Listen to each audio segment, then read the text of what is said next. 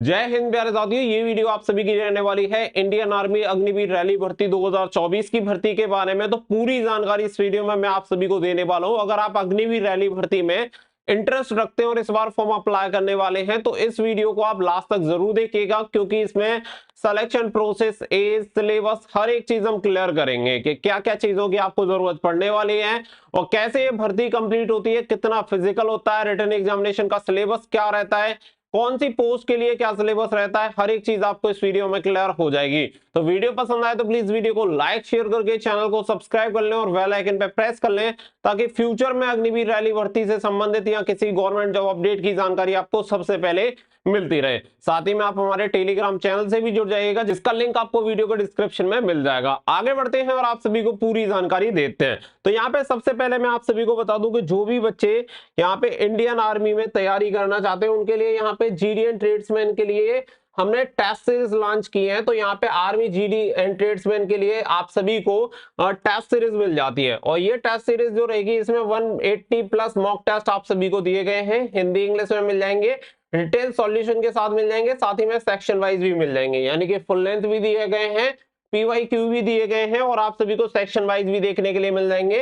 तो आप Google play store पे जाके स्टडी फॉर ड्रीम्स एप्लीकेशन को डाउनलोड करके वहां से टेस्ट सीरीज के लिए एनरोल कर सकते हैं, या फिर आपको लिंक वीडियो के डिस्क्रिप्शन में मिल जाएगा, वहां से भी जाके आप एनरोल कर सकते हैं और अभी से अपनी इंडियन आर्मी की तैयारी में जुट सकते हैं। क्योंकि आप सभी को पता है ऑनलाइन एप्लीकेशन फॉर्म होने के बाद आपके रिटन एग्जामिनेशन में ज्यादा टाइम लगता नहीं है। तो जैसे कि आप सभी जानते हैं कि पिछली बार आपका फरवरी में निकाला गया था और अप्रैल में एग्जामिनेशन हो गया था, सेम इसी प्रकार से इस बार भी आपका पूरा प्रोसेस कंप्लीट होगा। इसलिए बिना देरी किए आप सभी अपने रिटन एग्जामिनेशन की तैयारी में लग जाइए। अब यहाँ पे हम आ चुके हैं इंडियन आर्मी के नोटिफिकेशन की तरफ। यहाँ पे आपको बहुत सारी चीजें एकदम से क्लियर हो जाएंगी। आप सभी को पता है कि अप्लाई होने की जो डेट है वो भी आप सभी की क्लियर हो चुकी है कि 8 फरवरी से आपके ऑनलाइन एप्लीकेशन फॉर्म स्टार्ट हो जाएंगे और 21 मार्च 2024 तक आप इसके लिए फॉर्म अप्लाई कर पाओगे।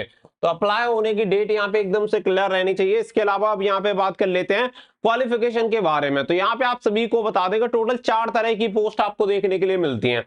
पहली आपकी पोस्ट रहती है जीडी यानी जनरल ड्यूटी की, दूसरी पोस्ट रहती है ट्रेड्समैन की, नंबर 3 रहती है क्लर्क की और नंबर 4 रहती है आपकी टेक्निकल की। नर्सिंग असिस्टेंट वाली इसके साथ नहीं निकाली जाती है, नर्सिंग असिस्टेंट आपकी अलग होती है। तो टोटल 4 अलग अलग पोस्ट यहाँ पे रहती हैं, जिनमें से आप जिसके लिए भी एलिजिबल है उसके लिए अप्लाई कर सकते हैं, क्योंकि सभी का क्वालिफिकेशन क्राइटेरिया भी आपको अलग देखने के लिए मिलेगा, जिसमें परसेंटेज वगैरह का लफड़ा रहता है।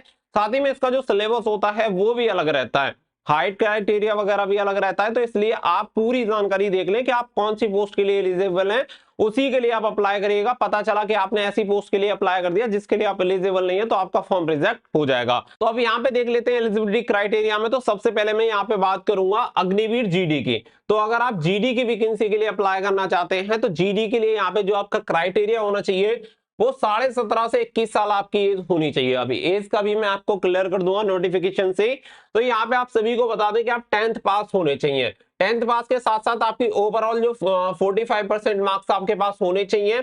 साथ ही में हर एक सब्जेक्ट में 33% होने चाहिए। अगर 33% से नीचे अगर आपके मार्क्स जा रहे हैं तो आप अप्लाई नहीं कर सकते। होता क्या है, बहुत सारे कैंडिडेट ऐसे भी होते हैं ओवरऑल तो 50% आ गई है लेकिन किसी एक सब्जेक्ट में फेल है और वहां पे 30 नंबर आ रखे हैं, लेकिन ओवरऑल वो पास हो जाते हैं ग्रेस वगैरह लग के। लेकिन यहाँ पे ऐसा नहीं है, यहाँ पे मिनिमम हर एक सब्जेक्ट में आपके 33% होने चाहिए, ओवरऑल 45% होने चाहिए 10वीं में, तो आप इसके लिए अप्लाई कर सकते हैं। साथ ही में यहाँ पे आप सभी को बोला गया है कि अगर आपके पास ड्राइविंग लाइसेंस है लाइट मोटर व्हीकल का तो आपको प्रेफरेंस मिल जाती है। जरूरी नहीं है कि आपके पास होना चाहिए, अगर होगा तो ड्राइवर के लिए आपको प्रेफरेंस मिल जाती है, ये आपको बेनिफिट रहता है। तो यहाँ पे जीडी का पहले आप सभी को क्लियर हो गया। इसके अलावा फिर बात आती है यहाँ पे आप सभी की अग्निवीर टेक्निकल की। तो अग्निवीर टेक्निकल के लिए आप 12th पास होने चाहिए, यानी 12वीं आपने पास कर रखा हो। साथ ही में आपके पास साइंस सब्जेक्ट होना चाहिए जिसमें आपका फिजिक्स, केमिस्ट्री एंड मैथमेटिक्स होना चाहिए, एंड आपका इंग्लिश होना चाहिए with 50% marks in aggregate and 40% in each subject.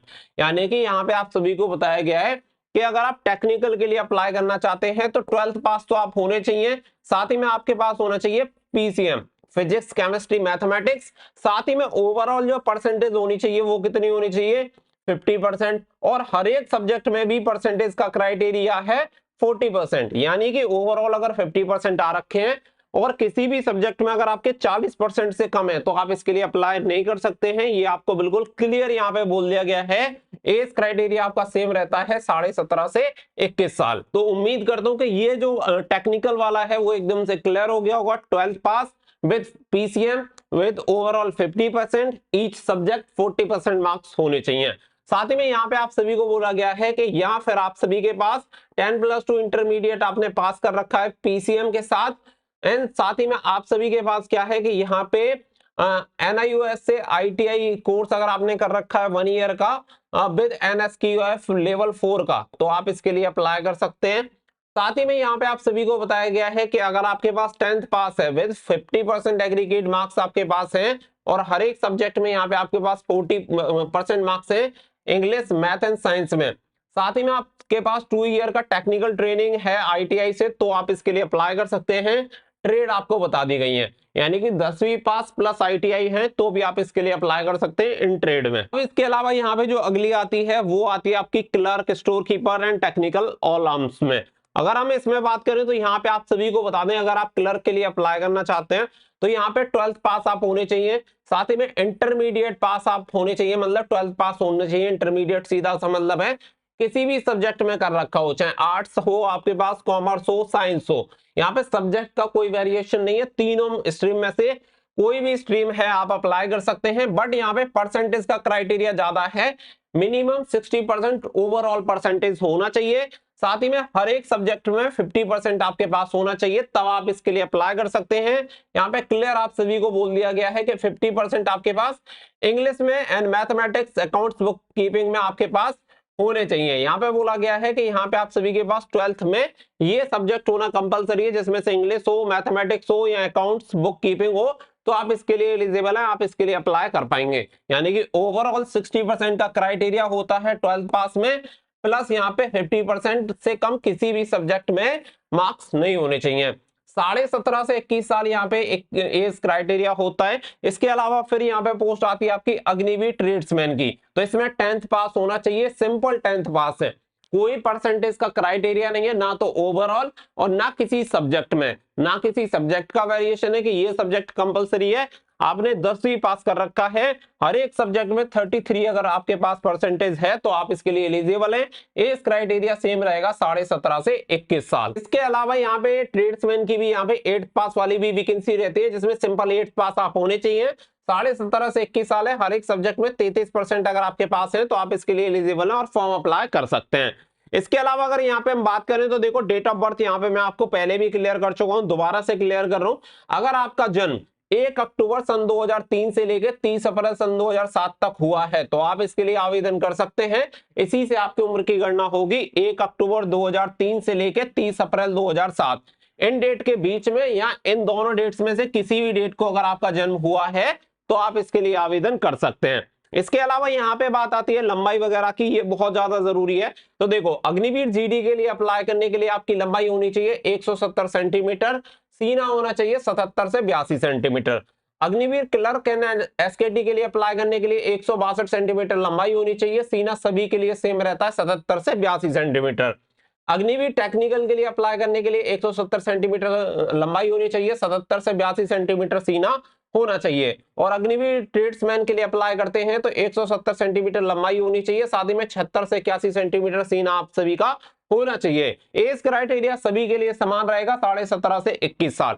तो अब यहाँ पे क्या है कि आपको एकदम एज का क्लियर हो गया, हाइट का क्लियर हो गया, क्वालिफिकेशन का क्लियर हो गया। अब आपको ये पता चल गया होगा कि आप इस भर्ती में एलिजिबल हैं या नहीं। अगर आप इस भर्ती में एलिजिबल हैं तो आप वीडियो को कंटिन्यू कर सकते हैं, अगर आप एलिजिबल नहीं है तो अभी आप वीडियो को छोड़ सकते हैं, क्योंकि आपके काम की वीडियो नहीं रहने वाली है। तो सबसे मोस्ट इंपोर्टेंट चीज मैंने पहले आप सभी को क्लियर कर दी है। देखिए भर्ती क्या है, 2 फेजेस में आपकी कंप्लीट होती है, एक आपका होता है फेज 1 और एक आपका होता है फेज 2। तो यहाँ पे 2 फेजेस में आपकी भर्ती कैसे कंप्लीट होती है वो मैं आपको क्लियर कर देता हूँ।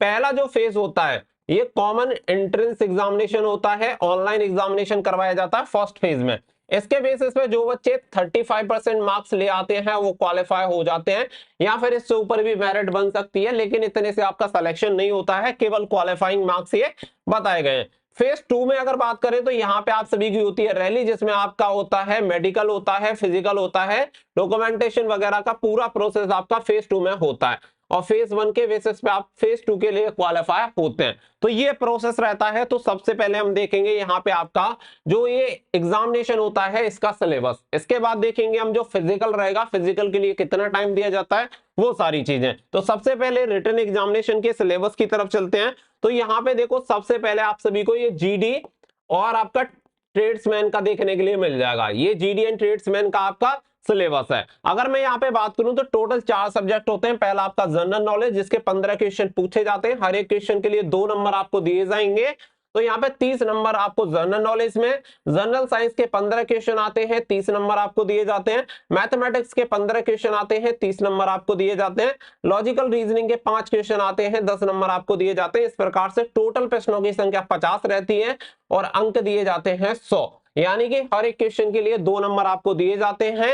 35 मार्क्स लेके आते हैं, यानी कि टोटल 100 में से 35% ही आपका हो जाएगा, तो आप क्वालिफाई माने जाते हैं। साथ ही में यहाँ पे 1/4 की भी आपकी नेगेटिव मार्किंग रहती है। तो ये होता है जीडी और ट्रेड्समैन का आपका सिलेबस। सिलेबस बहुत आसान है, अगर आप इन सब्जेक्ट को थोड़ा सा फोकस करके पढ़ेंगे तो डेफिनेटली आप इसका एग्जामिनेशन निकाल ले जाएंगे। इसके अलावा जो बात आती है वो आती है यहाँ पे क्लर्क की। क्लर्क के बारे में बहुत सारे बच्चे इंटरेस्टेड होते हैं, तो यहाँ पे जो क्लर्क का सिलेबस होता है वो यहाँ पे टोटल देख सकते हैं 5 सब्जेक्ट आपको देखने के लिए मिलते हैं। हर एक क्वेश्चन के लिए 4 नंबर आपको यहाँ पे दिए जाते हैं, ये आप सभी को याद रखना है। जैसे ही सबसे पहला सब्जेक्ट होता है जनरल नॉलेज, 5 क्वेश्चन पूछे जाते हैं, 20 नंबर आपको दिए जाते हैं। जनरल साइंस की अगर हम बात करें तो 5 क्वेश्चन पूछे जाते हैं, 20 अंक आपको दिए जाते हैं। मैथमेटिक्स के 10 क्वेश्चन पूछे जाते हैं, 40 अंक आपको दिए जाते हैं। कंप्यूटर साइंस के 5 क्वेश्चन पूछे जाते हैं, 20 अंक आपको दिए जाते हैं। साथ ही में यहाँ पे एक और सब्जेक्ट ऐड होता है जनरल इंग्लिश, जिसके 25 क्वेश्चन पूछे जाते हैं और 100 नंबर आपको दिए जाते हैं।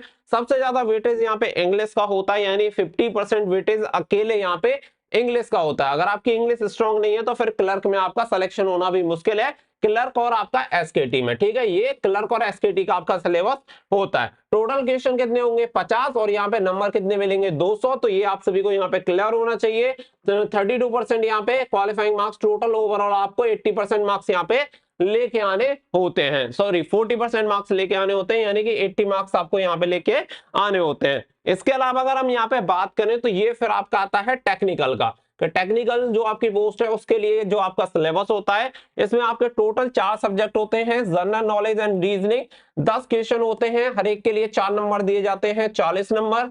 मैथमेटिक्स के 15 क्वेश्चन होते हैं, 4 नंबर दिए जाते हैं, हर एक क्वेश्चन के लिए 60 नंबर।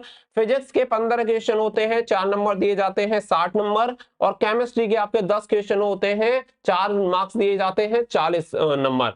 तो इस तरीके से टोटल यहाँ पे आप सभी देखेंगे कि यहाँ पे कितने क्वेश्चन होते हैं, 50 क्वेश्चन होते हैं, और टोटल आपका जो पेपर होता है 200 अंक का होता है। और यहाँ पे आप सभी को एक चीज में मिस कर गया, क्लर्क में भी आपकी 1/4 की नेगेटिव मार्किंग रहती है, यानी प्रत्येक गलत उत्तर के लिए 1 अंक आपका काट लिया जाता है। साथ ही में टेक्निकल में भी आपकी 1/4 की नेगेटिव मार्किंग होती है, प्रत्येक गलत उत्तर के लिए 1 अंक आपका डिडक्ट कर लिया जाता है। तो ये तीनों का सिलेबस आपको क्लियर हो गया कि यहाँ पे कितने कितने नंबर का आपका कौन कौन सा सब्जेक्ट रहता है, साथ ही में नेगेटिव मार्किंग वगैरह क्या रहती है। तो पहला फेज आपका यही रहता है जिसे सीई बोला जाता है, यानी कॉमन एंट्रेंस एग्जामिनेशन। तो सबसे पहले यही होगा, इसी के बेसिस पे आप फिजिकल वगैरह के लिए क्वालिफाई होते हैं। तो मेन चीजें यहाँ पे आपकी क्लियर हो गई। अब चलते हैं आपके फिजिकल की तरफ कि फिजिकल में आपका क्या क्या होता है। जब आप रिटन एग्जामिनेशन को निकाल लेते हैं, उसमें क्वालिफाई हो जाते हैं, मेरिट लिस्ट में आ जाते हैं, तो फिर आपकी रिक्रूटमेंट रैली होती है, उसी के बेसिस पे आप